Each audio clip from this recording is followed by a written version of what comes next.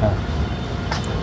আমি একটা জিনিস আবিষ্কার করছি, এটা যদি এর আগে কেউ আবিষ্কার করে থাকে বা কোনো লেখায় থাকে ওটা দেখেও না, আর হচ্ছে এটা আমার নিজের চিন্তা থেকে বের করছি। জিনিসটা হচ্ছে আমরা যারা অর্থনৈতিকভাবে টানা পড়ার মধ্যে চলি, টাকা পয়সাটা যাদের মনে করো যে যা আয় তাই ব্যয়, এরকম যারা জীবনযাপন করি সারাটা জীবন, তাদের এবং তারাই না শুধু, আরও আছে পৃথিবীর সকল মানুষ।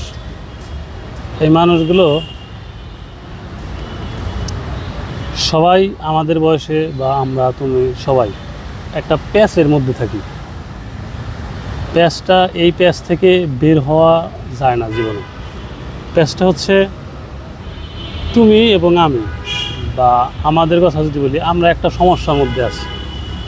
সমস্যা হচ্ছে আমরা যে জিনিসটা চাই বা যেভাবে আয়টা চাই ওইভাবে হয় না এক, আর হচ্ছে যেভাবে আয় করতেছি এটাও আমাদের পছন্দ না। সবারই এইরকম লাইফ, যে যে যে কারণে যে আয় করে এটা এইরকম। তো এখন এই জায়গা থেকে বের হওয়ার জন্য যে চেষ্টাটা, এই চেষ্টাটা আমরা প্রতিনিয়তই করি এবং সবাই করে, এই চেষ্টাই করে, কিন্তু ফাইনালি কেউ বের হইতে পারে না। চিন্তাটা খেয়াল করে দেখছো হ্যাঁ। যে আমরা এই যে একটা প্যাচের মধ্যে আছি, যে এই জায়গা থেকে আমি কিভাবে বের হব, এই জিনিসটা হয় না। তো এইটা না হওয়ার কারণে আস্তে আস্তে তো বয়স বেড়ে যায়। তো এইটা হচ্ছে আমার তোমার আমাদের সমস্যা। কিন্তু আরও একটা কথা আছে, সেটা হচ্ছে প্রত্যেকটা বাবা চায় তার যে সন্তান হবে ওই সন্তান তাকে দেখাশোনা করুক, ওই সন্তান তার খেয়াল রাখুক, ওই সন্তান তাকে হেল্প করুক। কিন্তু সন্তান অলমোস্ট করে না, বেশিরভাগই, বা ওই পরিমাণে করে না। সন্তানও তখন বড় হলে নিজেরটাই দেখে। কিন্তু বাবার এই চাহিদাটা কেন হয়? একটা বাবা তার সন্তানের উপর নির্ভরশীল কেন হতে চায়? সন্তান যখন একটু বড় হয়, ছোট ছোট কাজগুলো সন্তানকে দিয়ে করায়, আবার হচ্ছে কিছু দায়িত্ব সন্তানকে দেয়, যে এই কাজটা তুমি করো, এটা করে দাও। নির্ভরশীলতা যেটা সন্তানের উপর, এটা কেন হয় বা বাবার কেন আসে? এইটা কখনো ভাবছো যে এটা কেন হয়? না, এটা তো ভাবেন। প্রত্যেকের বাবাই কিন্তু এরকম দেখে, স্বপ্ন দেখে বা তার সন্তানের উপর।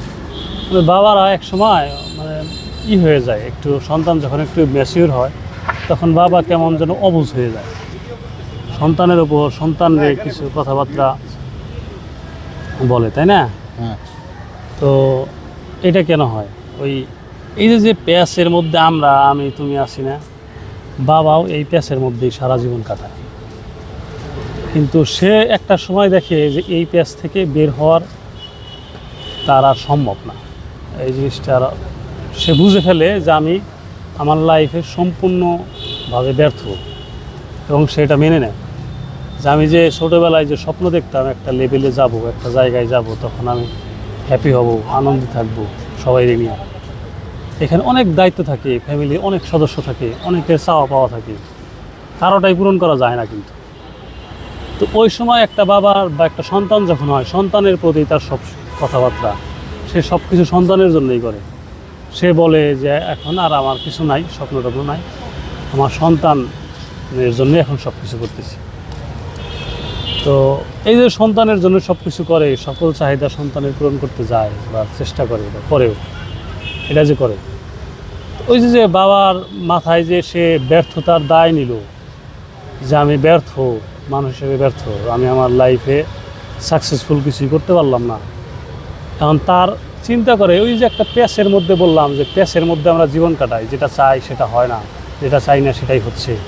এটা থেকে বের হওয়ার একটা পথ সারা জীবন খুঁজি, কিন্তু ফাইনালি বের হওয়া যায় না। বাবা চিন্তা করে একটা সময় গিয়ে যে আমার এই সন্তান যখন বড় হবে, এই সন্তানের কাছে আমি আমার সকল দায়িত্ব অর্পণ করব, তারপর আমি এই পথ থেকে মুক্তি পাবো, এই প্যাচ থেকে বের হব। এই জন্যেই প্রত্যেকটা বাবা তার সন্তানের উপর নির্ভরশীল হয় বা সন্তানের কাছে এই চাওয়া পাওয়াগুলো থাকে। তাছাড়া এরকম কোনো কারণ নাই যে সন্তানের কাছে তার বাবার কোনো কিছু দরকার আছে। মূলত তার ব্যর্থতার যে তার জীবনের যে ব্যর্থতা, এই ব্যর্থতা সব কিছু স্বীকার করে এই জীবন নামক একটা প্যাচের মধ্য থেকে মুক্তি লাভের আশাই হচ্ছে সন্তানের উপর বাবার নির্ভরশীলতা। তাছাড়া বাবা সন্তানের কাছে ওইরকম কিছু চায় না।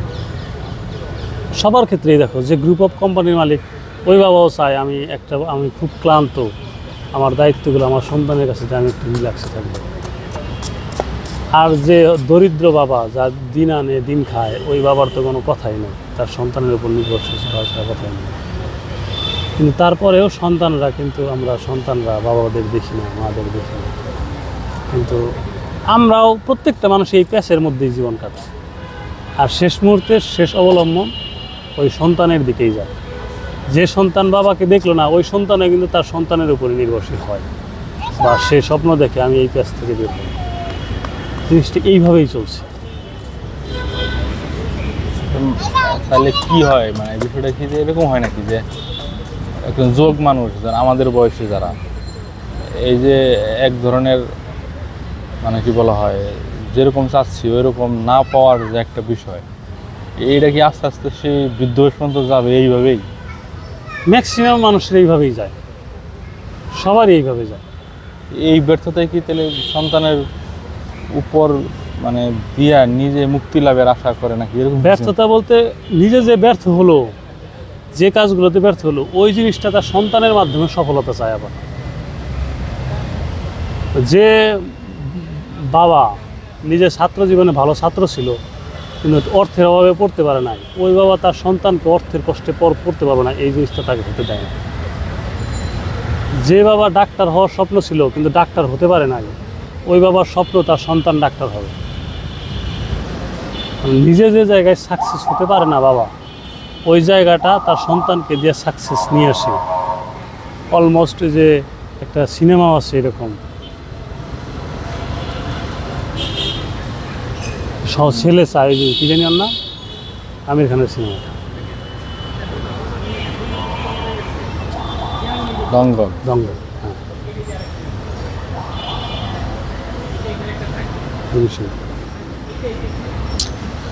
হ্যাঁ। জীবনের দর্শন অবশ্য অনেক পেছানো, বোঝা যায় না এই বিষয়। হ্যাঁ।